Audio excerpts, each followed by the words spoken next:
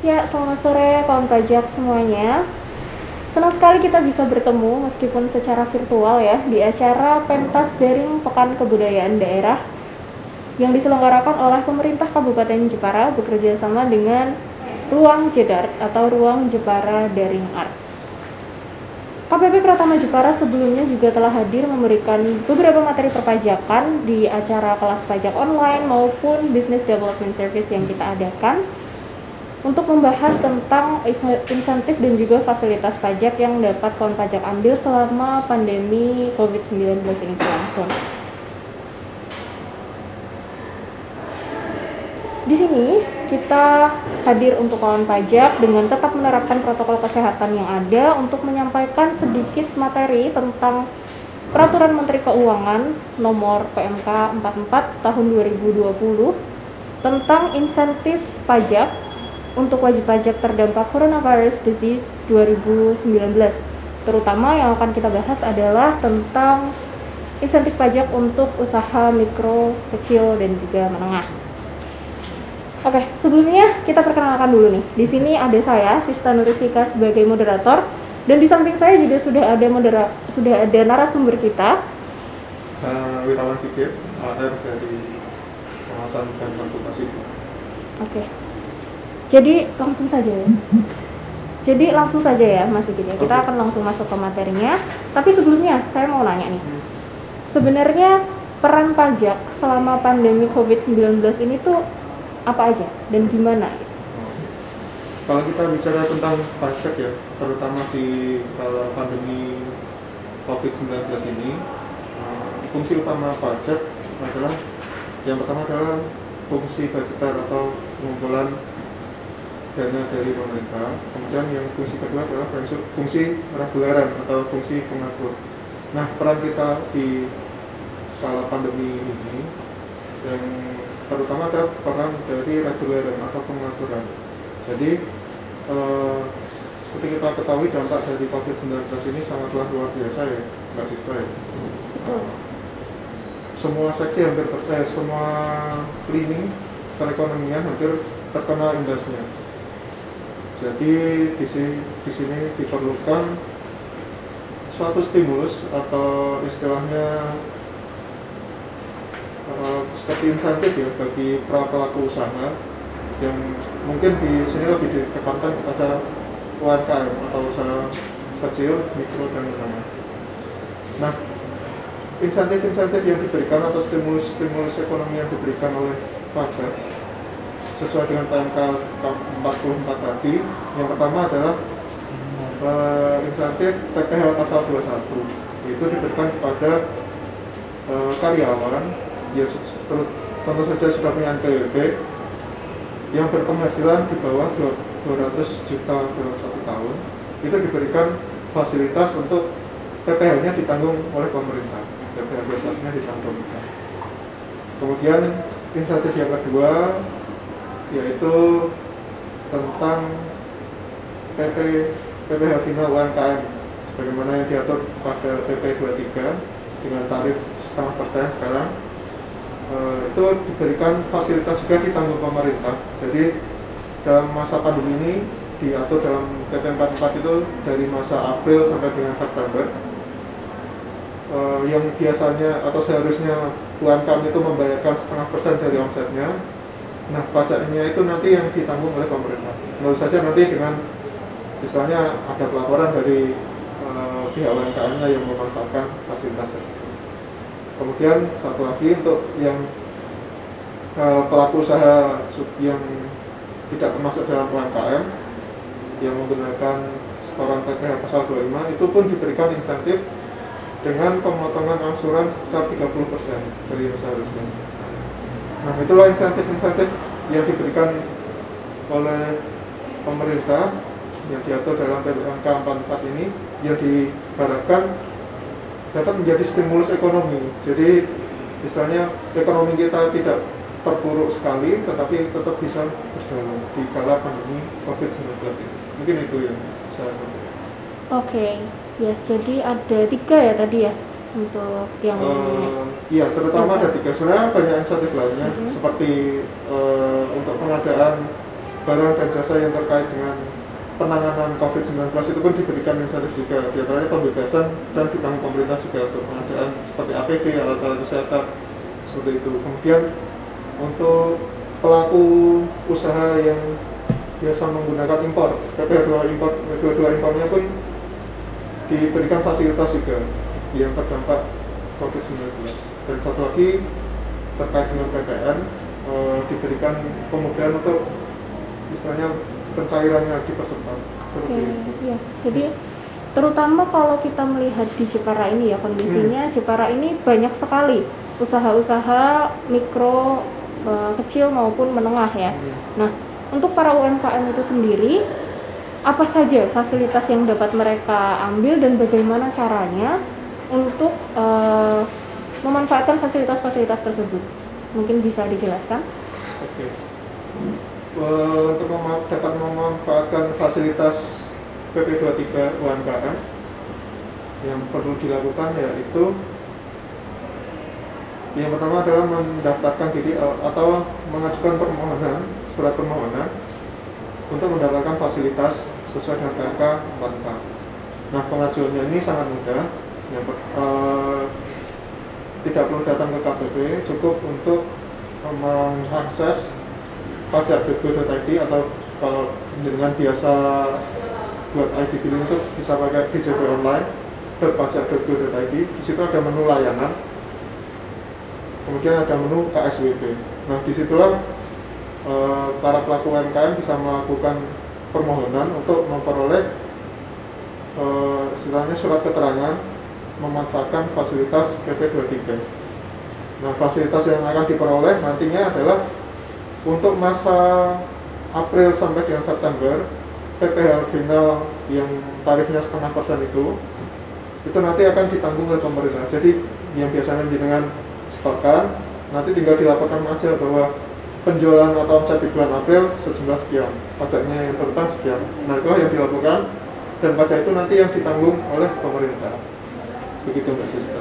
Nanti pelaporannya pun secara online juga, tidak perlu datang ke KPP juga. Nanti tinggal akses webnya pajak.go.id, di situ semua bisa. Yang pertama untuk mengajukan surat permohonan itu, kemudian untuk pelaporannya secara terakumulasi atau secara terpusat di web pajak.go.id. Seperti itu. Oke, jadi sangat mudah sekali ya, kawan pajak nggak perlu datang ke kantor pajak, kawan pajak cukup di rumah atau dimanapun itu kawan pajak berada, kawan pajak bisa mengajukan fasilitas PPh final ditanggung oleh pemerintah ini, gitu ya, Mas Sigit ya. Oke, jadi untuk pendaftaran, untuk pelaporan itu semua bisa dilakukan secara daring ya Mas Sigit ya, melalui laman pajak.go.id. Dan itu semua bisa kawan pajak akses dimanapun kawan pajak berada, lagi di rumah, di kantor. Kawan pajak tidak perlu datang ke KPP untuk mengajukan permohonan ataupun menyampaikan pelaporannya. Nah, untuk pengajuan permohonan itu dari kantor pajak, apakah ada jangka waktunya untuk entah itu menyetujui atau menolak permohonan tersebut? Nah, apakah ada jangka waktunya seperti itu Mas Sigit?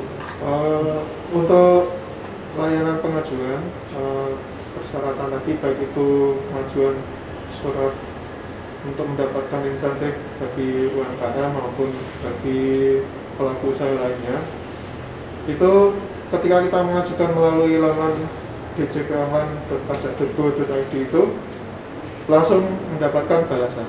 Jadi apakah persyaratannya sudah terpenuhi semua? Kalau sudah terpenuhi, nanti langsung muncul notifikasi bahwa Anda memenuhi syarat untuk mendapatkan insentif sesuai dengan PMK 44. Kemudian untuk jangka waktunya, jangka waktu berdasarkan peraturan PMK 44 adalah masa April sampai dengan September. Itu yang mendapatkan insentif. Jadi ketika pelaku usaha atau wajib pajak ingin mendapatkan insentif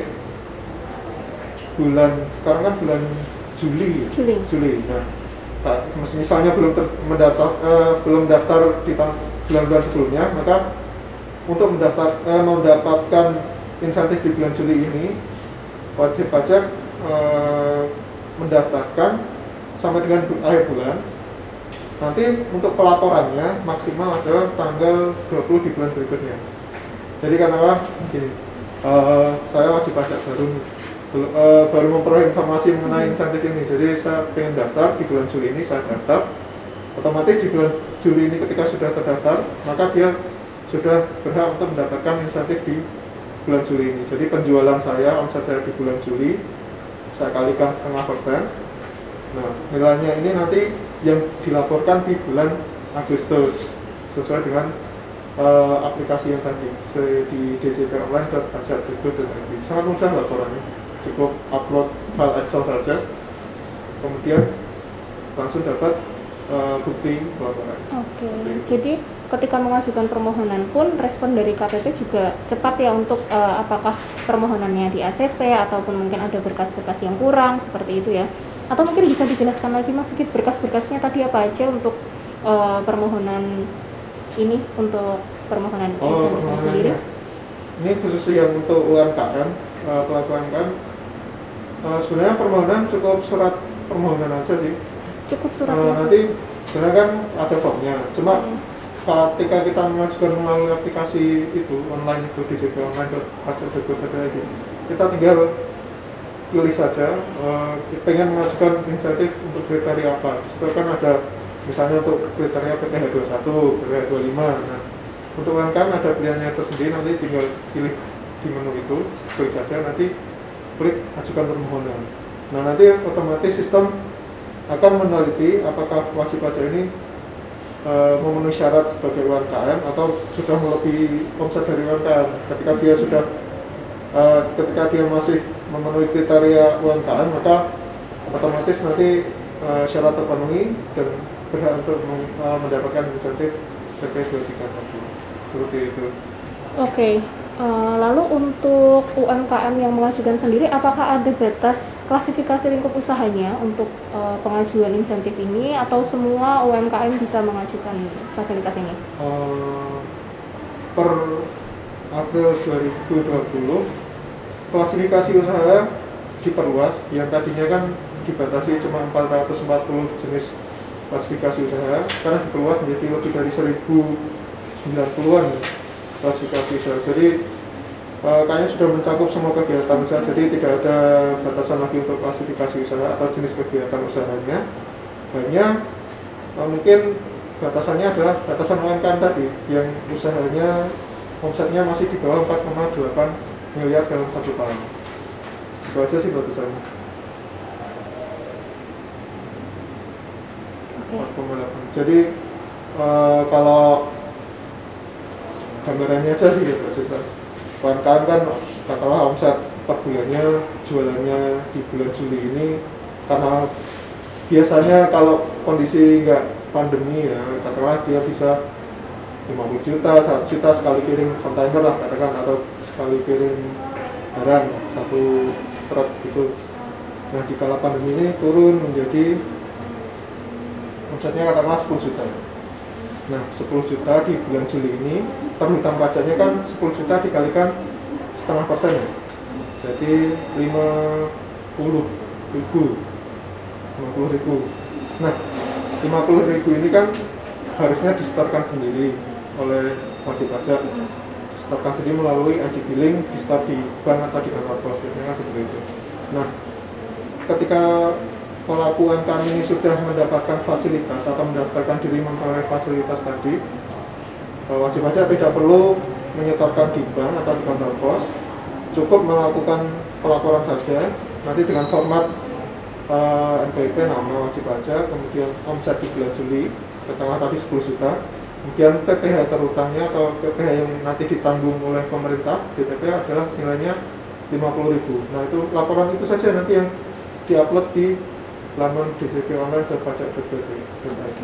Nah, mungkin ini yang diharapkan oleh pemerintah, uang yang tadinya digunakan untuk membayar pajak, karena kan sudah ditanggung oleh pemerintah.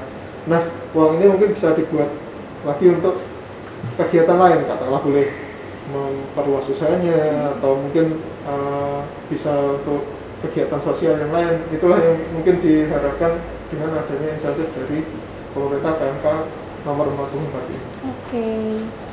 Dan untuk pelaporannya ini sendiri itu disampaikannya setiap apa, Mas?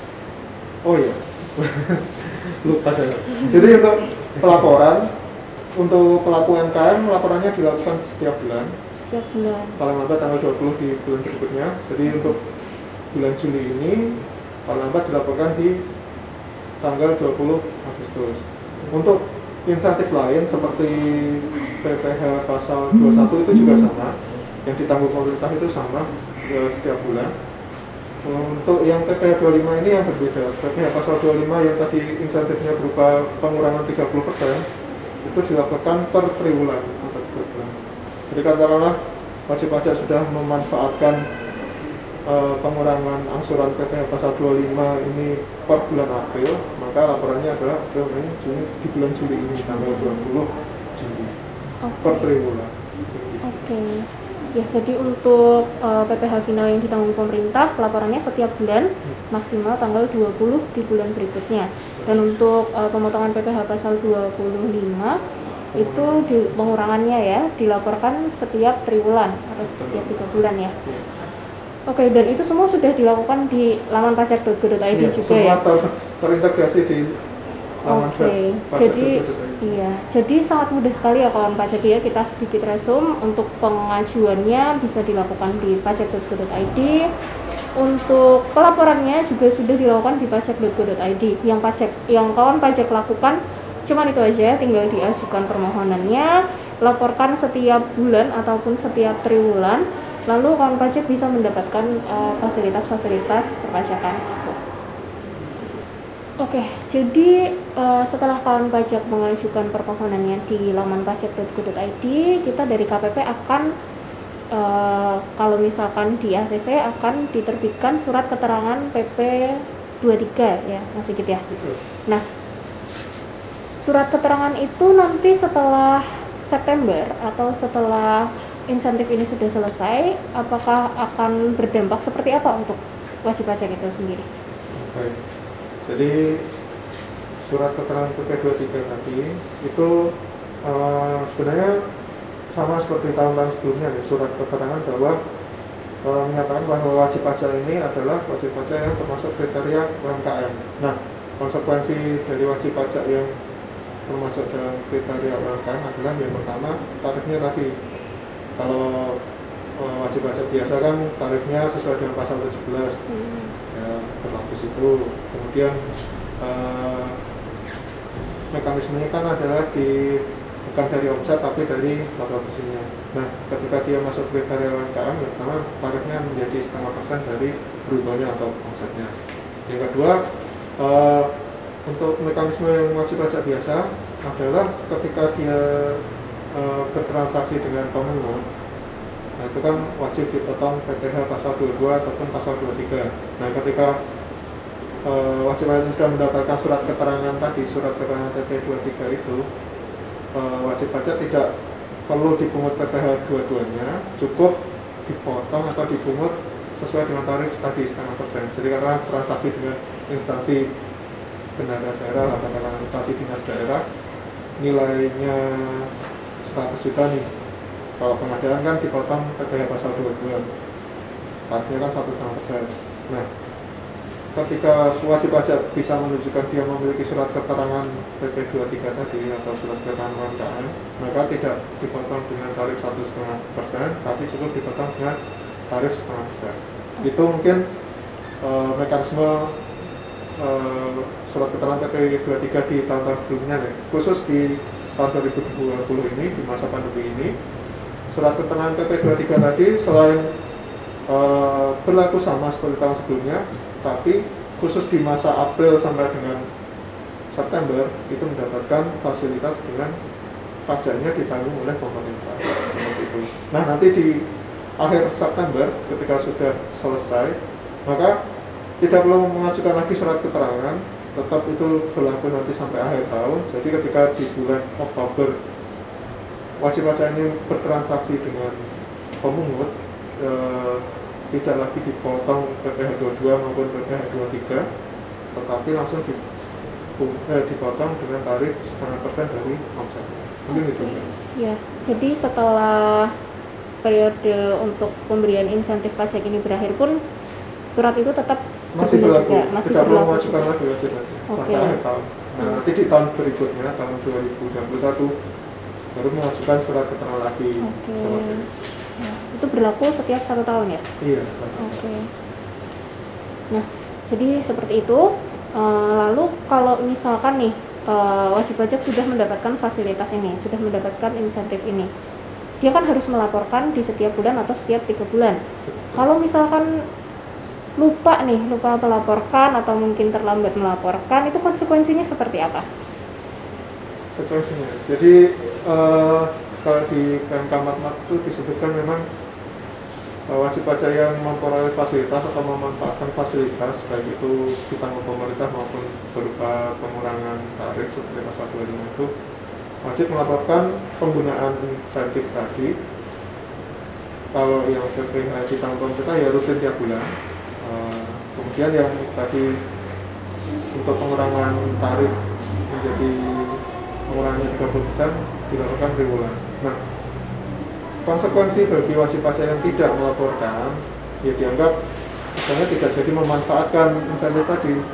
Jadi tetap misalnya ya harus menyetorkan lagi sesuai dengan ketentuan yang berlaku. Katakanlah UMKM ini, saya pelaku UMKM, saya mengajukan surat keterangan di bulan Juli ini,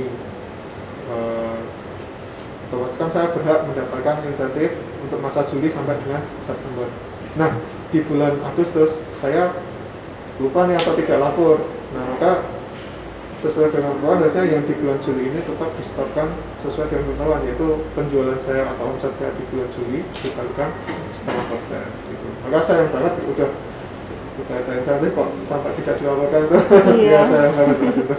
Padahal untuk pelaporannya juga sangat mudah Sangat sekali mudah, ya sangat untuk mudah. dilakukan. Jadi jangan lupa kawan pajak kalau misalkan sudah mengajukan, jangan lupa untuk dilaporkan juga agar insentifnya dapat digunakan gitu. Karena memang sangat mudah sekali, tinggal upload Iya. file aja ke pajak.go.id. Filenya bentuknya Excel, jadi simple, ada 2 sheet. Yang pertama sheet 1 itu untuk kegiatan yang bertransaksi dengan pemungut seperti yang saya sampaikan tadi. Yang kedua adalah kegiatan atau usaha yang dilakukan sendiri, istilahnya tidak terkait dengan pemungut yang disetorkan sendiri itu. Nah, itu cuma 2 sheet itu saja. Itu formatnya sudah ada. Sudah ada, bisa di di-download di laman djkonline.pajak.go.id juga. Kemudian sangat mudah, tinggal upload saja, kemudian seperti pelaporan SPT pada umumnya. Iya. Tapi pasti lebih simpel ya karena cuma pakai Excel aja. Iya, pakai sama aja. Jadi mungkin tipsnya bagi wajib pajak ya tetap di reminder di HP-nya atau di organisernya, jadi agar tidak lupa melaporkan pemanfaatan insentif PMK 44 tahun 2020. Ya, itu dia sedikit materi yang sudah disampaikan oleh Mas Sigit. Terima kasih Mas Sigit. Di akhir sesi ini, apakah Mas Sigit mau menyampaikan sesuatu untuk kawan pajak semuanya? Boleh. Mungkin ini mumpung masih ada kesempatan bagi wajib pajak yang belum memanfaatkan insentif PMK 44, monggo segera melakukan istilahnya pengajuan permohonan ataupun istilahnya apa ya, memanfaatkan insentif mumpung masih terbuka lebar kesempatan, masih ada bulan Juli, Agustus, September, masih ada 3 bulan, lumayan lah untuk istilahnya membantu perekonomian agar bisa pulih kembali di kala pandemi ini. Jangan lupa ketika sudah mendaftarkan diri untuk mengajukan insentif, jangan lupa untuk rutin laporannya dilakukan juga biar tidak dikenakan sanksi seperti itu. Mungkin itu aja. Oke. Ya, terima kasih Mas Sigit atas paparannya. Dan benar sekali ya kawan pajak, jangan lupa yang belum mengajukan insentif jangan lupa untuk diajukan. Bagi yang belum melaporkan silahkan untuk dilaporkan ya. Kami juga mau sampaikan bahwa besok tanggal 29 Juli 2020 KPP Pratama Jepara akan mengadakan acara Business Development Service secara virtual melalui aplikasi Zoom. Di situ akan ada narasumber yang sangat menarik. Ada 2 YouTuber yang mungkin kawan pajak juga sudah tahu. Ada di situ nanti ada Mas Wahid dari channel Mas Wahid dan juga Mas Badjindul dari channel Gokil Abis. Nah, Acara ini gratis, tidak dipungut biaya apapun. Jadi kawan pajak, ayo segera daftar. Kawan pajak bisa daftar melalui kontak di bawah ini. Dan juga jangan lupa untuk memfollow akun-akun medsos kami di Twitter dan Instagram @pajakjepara, dan juga akun YouTube dan juga akun Facebook KPP Pratama Jepara, karena di situ akan ada banyak sekali informasi-informasi baik terkait peraturan maupun terkait acara-acara seru seperti ini juga. Jadi jangan lupa di follow. Dan itu dia, sekian dari kami mohon undur diri. Jangan lupa kawan pajak untuk selalu menjaga kesehatan, cuci tangan pakai sabun, pakai masker kemanapun, physical distancing, dan menerapkan seluruh protokol kesehatan yang sudah ditetapkan oleh pemerintah. Semoga kita sehat selalu, sampai jumpa di acara-acara berikutnya.